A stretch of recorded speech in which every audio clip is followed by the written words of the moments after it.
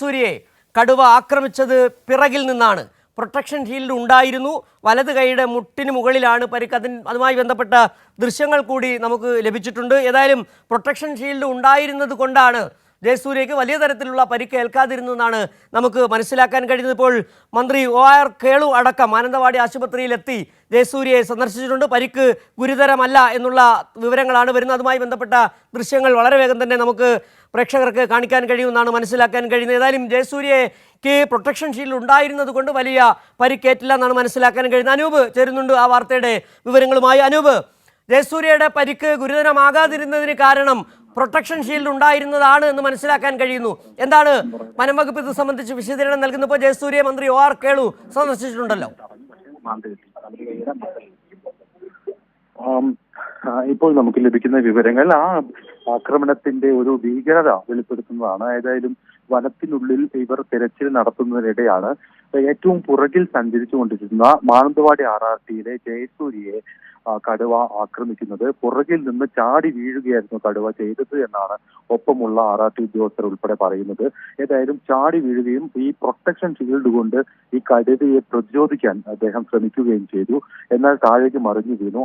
ആ വീഴ്ചയിലാണ് ഈ കടുവയുമായുള്ള ഒരു ചെറിയ ഒരു സംഘടന ഉണ്ടാവുന്നത്. അതിൽ വലതു കൈയുടെ, അതായത് ഈ ഷീൽഡ് പിടിച്ച വലതു കൈയുടെ മുകളിൽ, കൈമുട്ടിന് മുകളിൽ മസിൽ ഭാഗത്തായി കടുവയുടെ ആക്രമണത്തിൽ അദ്ദേഹത്തിന് പരിക്കേൽക്കുകയായിരുന്നു എന്നുള്ളതാണ്. പെട്ടെന്ന് തന്നെ ചുറ്റുമുള്ളവർ, ഒപ്പമുള്ളവർ തിരിഞ്ഞ് കടുവയെ പ്രതിരോധിക്കാൻ ശ്രമിച്ചു.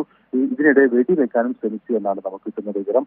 അത് പെട്ടെന്ന് തന്നെ കടുവ ഈ ഇദ്ദേഹത്തെ വിട്ട് പിന്തിരിഞ്ഞ്, ഈ ബഹളത്തെ തുടർന്ന് പെട്ടെന്ന് പിന്തിരിഞ്ഞ് വനത്തിലേക്ക് ഓടി മറയുകയായിരുന്നു എന്നുള്ളതാണ്. അല്പസമയം ഈ കടുവയെ പ്രത്യക്ഷത്തിൽ കണ്ട ഈ കടുവയ്ക്ക് പിന്നാലെ ദൗത്യ സംഘാംഗങ്ങൾ പോയി. നമുക്കറിയാം 9 പേരടങ്ങുന്ന വിവിധ സംഘങ്ങളാണ് അവിടേക്ക് ഈ ദൗത്യ സംഘവുമായി ബന്ധപ്പെട്ട് ഈ ഒരു ഓപ്പറേഷനിൽ പങ്കെടുക്കും. കടുവയെ മയക്കുവെടി വെക്കുകയോ അല്ലെങ്കിൽ വെടിവെച്ച് കൊല്ലാനോ ഉള്ള ഈ ദൗത്യത്തിൽ 9 അംഗ സംഘങ്ങളായിട്ടുള്ള 2 സംഘങ്ങൾ ആ പ്രദേശത്ത് പഞ്ചാരക്കൊല്ലിയിലുണ്ട്. അതിൽ ഒരു സംഘത്തിലാണ് മാനന്തവാടി RRTയിൽപ്പെട്ട ജയസൂര്യ ഉൾപ്പെടെയുള്ളവർ ഉണ്ടായിരുന്നത്.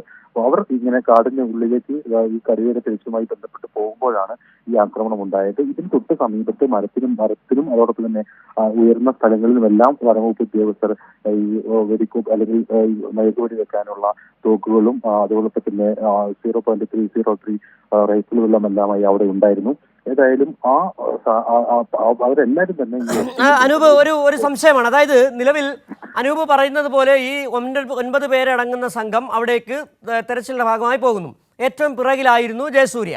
ആ പ്രൊട്ടക്ഷൻ ഷീൽഡ് ഉണ്ടായിരുന്നത് കൊണ്ടാണ് ഈ ജയസൂര്യയ്ക്ക് വലിയ പരിക്കേൽക്കാതിരുന്നത്. അതായത് വളരെ കുറച്ചു നേരം ഈ കടുവയുമായ ഒരു മൽപ്പിടുത്തം ഉണ്ടാകുന്നു. ഈ ജയസൂര്യയുടെ കയ്യിൽ, വലത് കയ്യിൽ കടുവ ആക്രമിക്കുകയും ചെയ്യുന്നു. ഇതേസമയം മറ്റ് 8 പേർ അവിടേക്ക് എത്തുകയായിരുന്നു. ഈ മരത്തിന് മുകളിലും മറ്റും ഈ RRT സംഘം അങ്ങനെ നിരീക്ഷണം ഈ സമയത്ത് ഇല്ലേ? എങ്ങനെയാണ് ഈ RRT 9 പേരെ എങ്ങനെയാണ് വിന്യസിച്ചിരിക്കുന്നത്?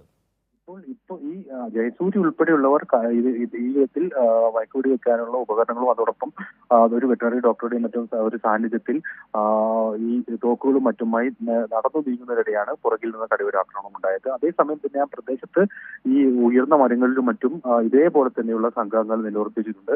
കടുവയുടെ സാന്നിധ്യം മനസ്സിലാക്കി അല്ലെങ്കിൽ അതായത് ലൈവ് സ്ട്രീം ക്യാമറയിലോ മറ്റോ സഞ്ചാരപഥം നിർണ്ണയിക്കപ്പെട്ടാൽ ആ വിധത്തിൽ ജാഗ്രത പാലിക്കുന്നതിന് വേണ്ടിയിട്ടാണ് അവരുടെ സാന്നിധ്യം ആ മരത്തിന് മുകളിലും മറ്റുമുള്ളത്. അവരും ഓരോ സ്ഥലത്തും 3 പേർ വീതമാണ് മരത്തിന് മുകളിലും മറ്റും കാവലായിരിക്കുന്നത്. കാവലല്ല, ഈ വിധത്തിൽ പരിഗണിച്ചിരിക്കുന്നത്. അതായത് ഇവർ ഈ ദൗത്യ സംഘങ്ങൾ താഴെ തെരച്ചിൽ നടത്തുന്ന അതേ സമയം തന്നെ മുകളിലും മരങ്ങളിൽ ആളുകൾ ഉണ്ടായിരിക്കും. ആ സ്ഥലത്ത് ഇവർ മാത്രമേ ഉണ്ടായിരുന്നുള്ളൂ. ഇവർ ഈ തെരച്ചിലുമായി മുന്നോട്ട് പോകുന്നതിനിടെയാണ് ഈ കടുവ പുറകിൽ നിന്ന് ഈ പതിയുന്ന ഇങ്ങനെ പുറകിൽ നിന്ന് ആക്രമിച്ച് വീഴുകയും പെട്ടെന്ന് ബഹളം കേട്ട് അദ്ദേഹം തിരിയുകയും പ്രൊട്ടക്ഷൻ ഷീൽഡ് കൊണ്ട് പ്രതിരോധിക്കുകയും ചെയ്തത്. ആ സ്ഥലത്തിന് തൊട്ട് സമീപ സ്ഥലങ്ങളിലാണ് ഈ വിധത്തിൽ മരങ്ങൾക്കും മുകളിൽ മറ്റുള്ള നിരീക്ഷണമുള്ളത്. അവരേതായാലും ആ സമയത്ത് ഈ വിവരം അറിയില്ല. പെട്ടെന്ന് തന്നെ ഈ ഇൻഫർമേഷൻ താഴേക്ക് എത്തുകയും അവരുടെ നമുക്കറിയാം വാക്കി ടോക്കികൾ ഉൾപ്പെടെ ഈ സംഘത്തിന്റെ കൈവശമുണ്ട്. പെട്ടെന്ന് തന്നെ ഈ അക്രമ വിവരം പുറത്തുള്ള വനംവകുപ്പ് ഉദ്യോഗസ്ഥരെ അറിയിക്കുകയായിരുന്നു.